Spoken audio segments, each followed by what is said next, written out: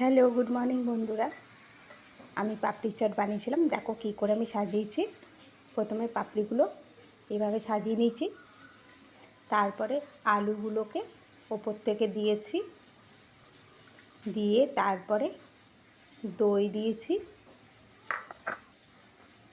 দই দিয়ে তারপরে ধনেপাতা পুদিনা পাতার যে একটা চাটনি তৈরি করেছিলাম সেটা দিয়েছি। তারপরে আমি চাট মশলা একটা তৈরি করেছিলাম পাপড়ি চাটের, সেটাও দিয়েছি।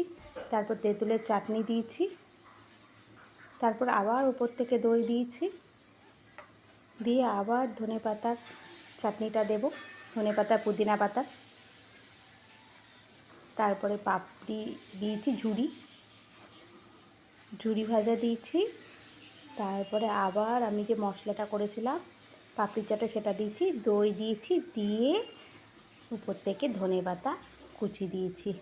ব্যাস রেডি আমার পাপড়ি চাট। অসাধারণ খেতে হয়েছিল, দোকানের সাথে কোনো অংশে কম না। তোমাদের